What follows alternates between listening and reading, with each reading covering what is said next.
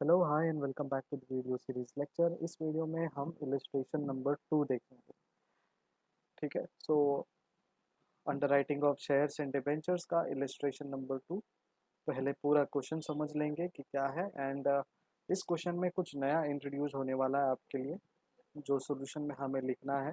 Depends on question, actually question में दिया गया है, अगर पूछा गया है तो वो चीज़ हम यहाँ पे शुरू करेंगे। अदरवाइज नॉर्मली जो हम लाइबिलिटी पिछले फर्स्ट इलस्ट्रेशन में हमने देखा था वही कंटिन्यू करेंगे। तो चलिए देखते हैं पहले क्वेश्चन क्या है। Gemini Limited came up with public issues of 30 lakh equity shares of rupees 10 each. 30 lakh equity share जो है जिसका फेस वैल्यू 10 है वो ₹15 में वो इशू करने वाला है। So Gemini Limited came up with public issue of 30 lakh equity shares of rupees 10 each. उनका फेस वैल्यू 10 है बट वो मार्केट में बेचने वाले हैं, इशू करने वाले हैं 15 रुपीज़ में। अब तीन अंडर राइटर्स है, A B and C took underwriting of this issue in 3:2:1। Right, तो 3:1 का रेशियो इनके पास ऑलरेडी बना हुआ है। Applications were received for 27 lakh shares. So difference क्या है, 30 लैक्स माइनस 27 लैक्स, 3 लाख का डिफरेंस है सर। अब देखना है मार्कड एप्लीकेशन और अनमार्कड एप्लीकेशंस कितने हैं। The marked applications were received as under. A का जो है 8 लाख शेयर्स है, बी का 7 लाख शेयर्स है, सी का 6 लाख शेयर्स है। तो ए की तरफ से 8 लाख शेयर्स हुए, ठीक है, बी की तरफ से 7 लाख एंड सी की तरफ से 6 लाख शेयर्स। तो इनका टोटल कितना हो जाएगा, 6 + 6 12 + 1 13, 13 + 8 8 9 10 11 21,000। सो 21 जो है 2,10,000 आएगा, 8 लैक्स है ना, 21 लाख एक्चुअली।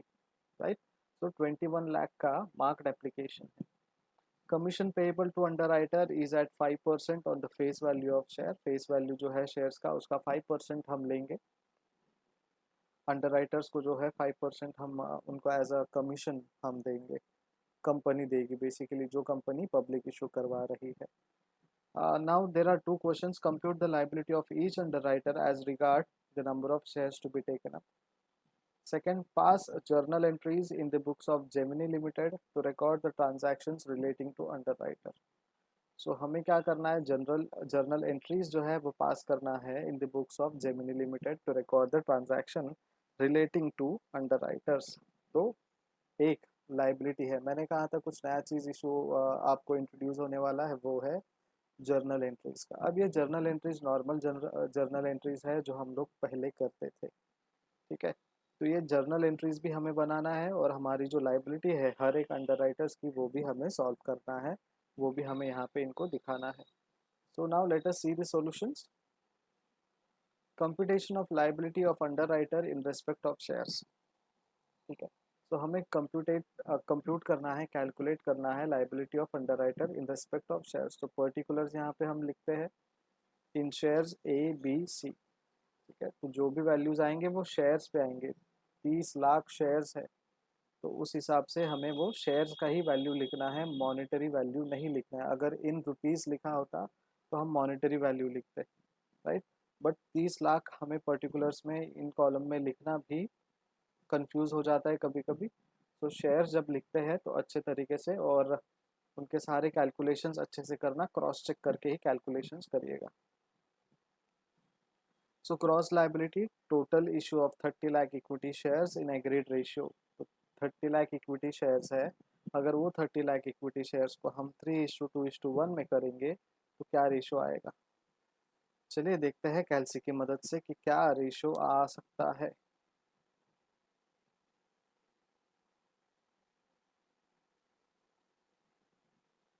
देखिए, अगर हम इन्हें 3 डिवाइडेड बाय, अब 3 + 2 = 5 + 1 = 6 डिवाइड करेंगे तो आया आपके लिए 15 लाख। ठीक है, मैच हो रहा है आपको numbers. Then let's see once again, 30 lakhs into 2 / 6 match हो रहा है नंबर आपको। एंड 30 lakhs में से 15 और 10, अब यहाँ पे देखिए 15 lakhs में कर देता हूँ, to something is wrong, plus 15 lakhs, 25 lakhs आए तो 30 में से 25 गया तो कितना बचा, 5 लाख। ठीक है, सो ये 5 लाख हमारे पास आ गए। अब वहां से लेस करना है अनमार्क्ड एप्लीकेशन। ठीक है, अब अनमार्क्ड एप्लीकेशंस के लिए भी देखिए कितने मार्क्ड एप्लीकेशन इन्होंने क्वेश्चन में बताए थे, इन्होंने अपने कुछ नंबर्स बताए हैं। तो क्वेश्चन में हम देखेंगे कि क्या नंबर्स है इनके।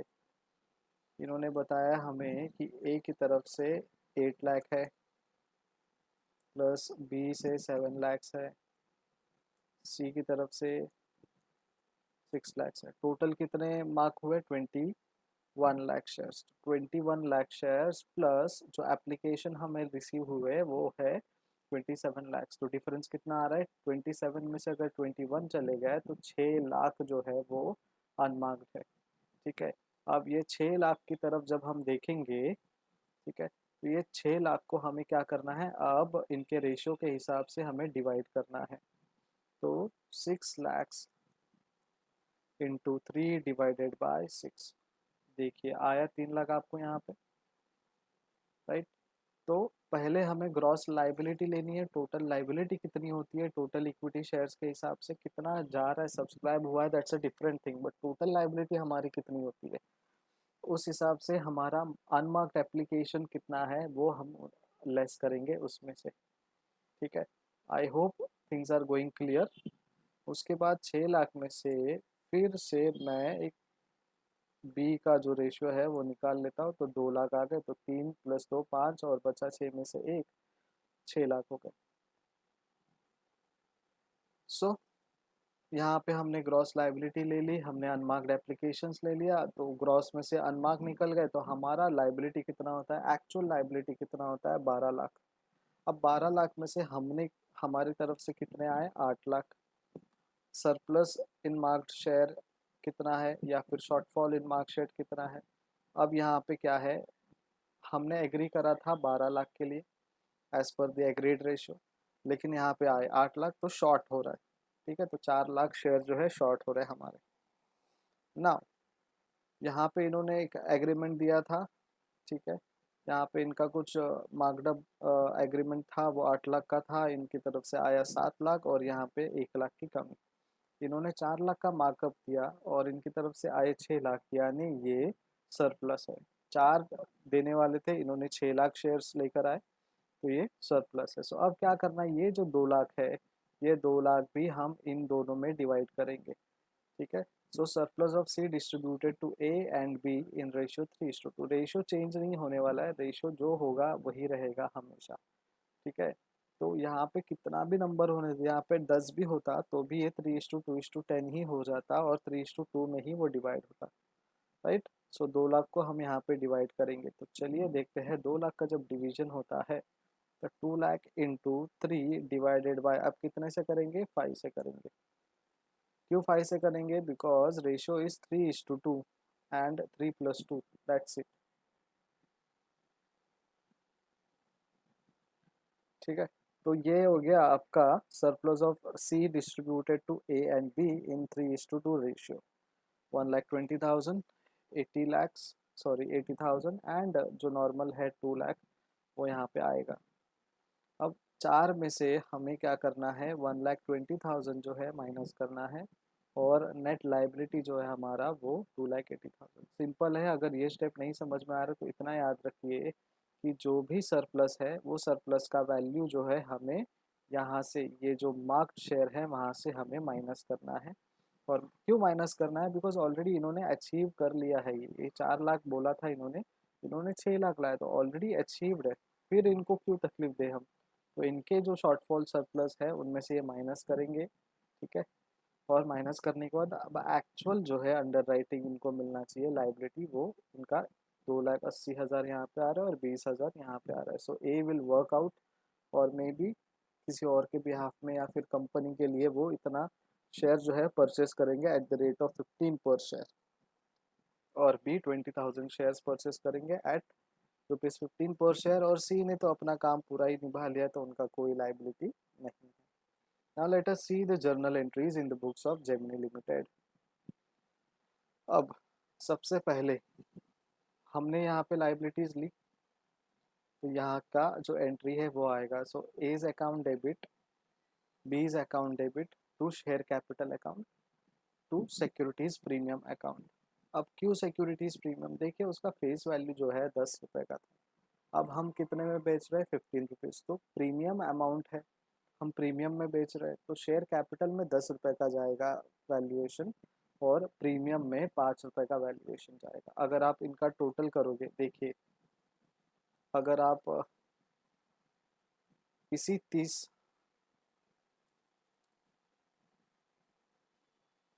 लाख का जो शेयर है उसको यहाँ पे कैलकुलेट करोगे,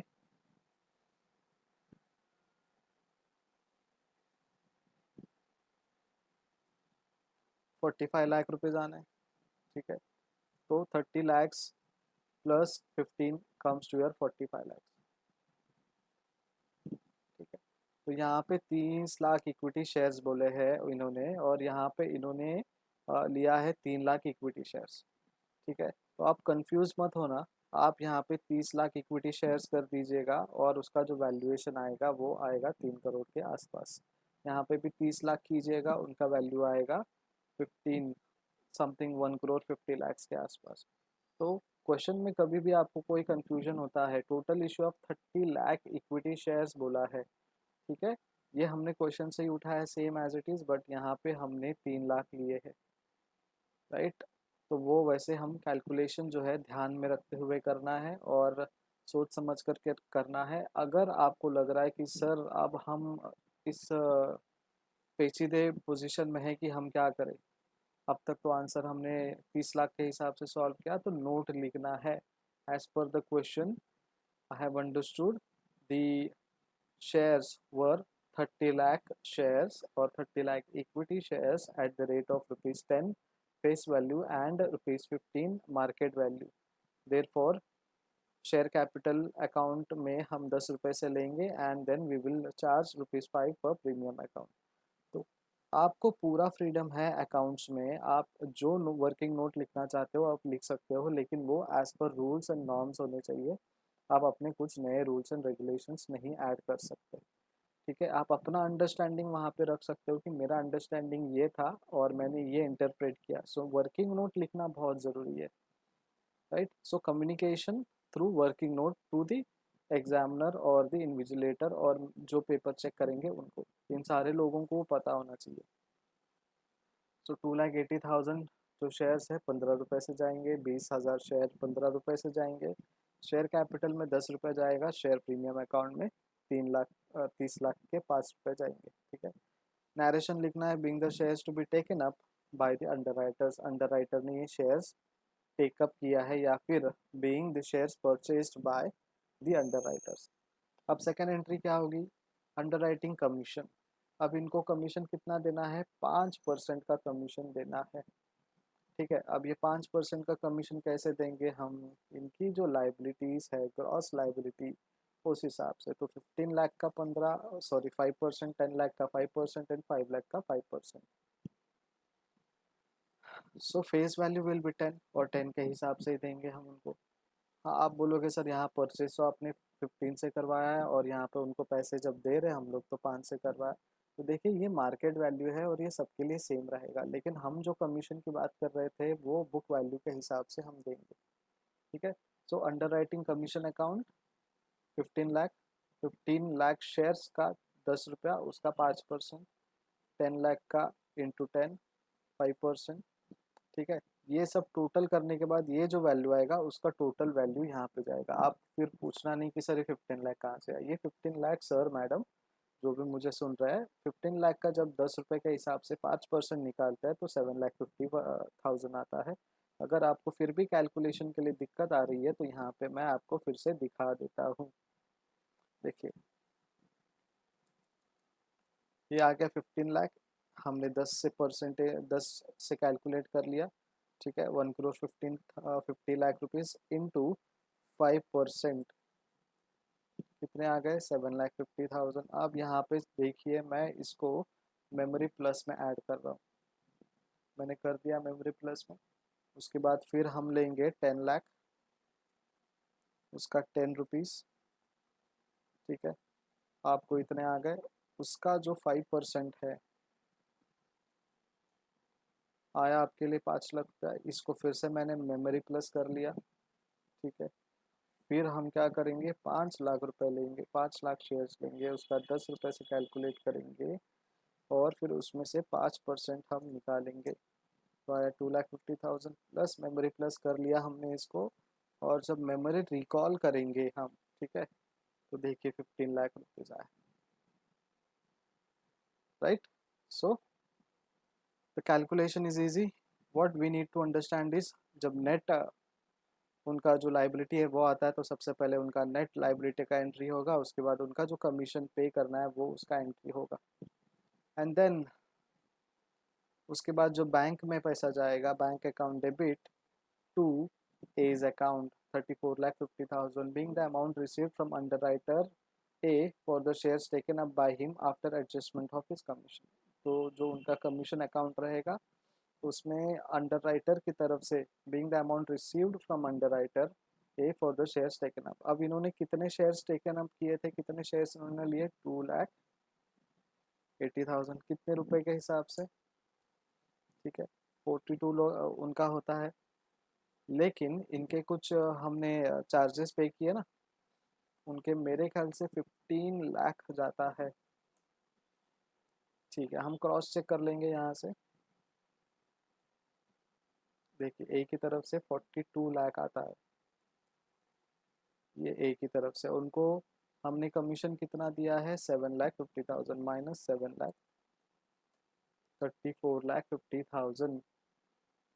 देखिए 34,50,000 आपके स्क्रीन पे, राइट। समझ में आ रहा होगा। और बी के अकाउंट से भी सेम करना है, 2 लाख इनको कंपनी को देना है बी को, और वो उनके बैंक अकाउंट में देंगे। being the amount paid to underwriter B after adjustment of shares taken by him against underwriting commission due to him। so यहाँ पे अब बैंक क्या कर रहा है, कंपनी क्या कर रहा है, बी को पे कर रहा है, ठीक है, बी को पे कर रहा है 2 लाख रुपीज़, क्योंकि बीज अकाउंट 20,000 इंटू 15, 3 लाख रुपए हो गए। बीज अकाउंट 10 लाख इंटू 15, 5%, 5 लाख हो गए, ठीक है। तो अंडर राइटिंग कमीशन जो है उनको 5 लाख रुपए जाना था, राइट। और ये जो बी है वो उन्होंने कंपनी को देना है 3 लाख रुपए, बिकॉज उन्होंने फुलफिल नहीं किए, 20,000 का उनका लाइबिलिटी है। तो ये बी को मिलने वाला पैसा is greater than to company को मिलने वाला पैसा। एनी हाउ हमें उनको 5 लाख देना है, सामने वाली बी पार्टी जो है अंडर राइटर वो हमें 3 लाख देगी। तो वो 3 लाख देने से अच्छा हम 5 में से 3 लाख माइनस करेंगे और 2 लाख रुपए हम उनको देंगे। So B's account debit to bank account being the amount paid to underwriter B after adjustment of the shares taken up by him against underwriting commission due to him। Now C's account debit to bank account 2,50,000 being the underwriting commission paid to C। Now C के लिए यहाँ पे कुछ note दिया है, C had sold in excess of the underwriting obligation and hence he will not be required to purchase any shares but will get commission for underwriting। तो इनका जो कमीशन है 2,50,000 का जो अंडरराइटिंग के लिए इनको आ रहा है 5 लाख के हिसाब से, तो ये इनको उतना पूरा मिलेगा। तो वहाँ पे कोई इनसे पेमेंट लिया नहीं जाएगा और जो भी उनका कमीशन है वो उनको पूरा पूरा मिल जाएगा। I hope things are getting good. अब अगला कंसेप्ट है फर्म अंडरराइटिंग। अब ये कंसेप्ट मैं आपको इसी कैलकुलेशन के साथ थियरी नहीं ऐड करना चाहता।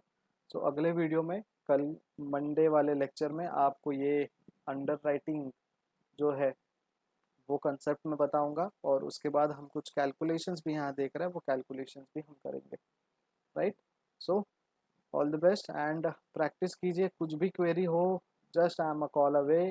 टाइम देखकर कॉल कीजिएगा, रात को 1-2 बजे मत कीजिएगा। I know you won't, but कुछ लोग होते हैं सर पढ़ाई कर रहे थे अभी हम लोग इस टाइम पे, तो डाउट आया। So you can text me on WhatsApp, कितने भी बजे, रात के 2 बजे भी आप मैसेज कर सकते हो। अगर मैं जगह हूँ या फिर मैं अवेलेबल हूँ, रात को मैं कुछ ऑनलाइन काम कर रहा हूँ मेरे, कंप्यूटर में या आपके लेक्चर्स रिलेटेड कुछ काम कर रहा हूँ और मुझे लगता है कि रिप्लाई कर सकता हूँ, तो आई विल डेफिनेटली रिप्लाई। ठीक है, तो कोई चिंता मत कीजिएगा, कोई भी आपको प्रॉब्लम है, कोई भी क्वेश्चंस है, कोई भी क्वेरी होगा आपको अपने सब्जेक्ट से रिलेटेड, ठीक है, तो आप मुझे सीधे सीधे कॉल कर सकते हो। Right, thank you so much, keep watching and keep studying, bye bye.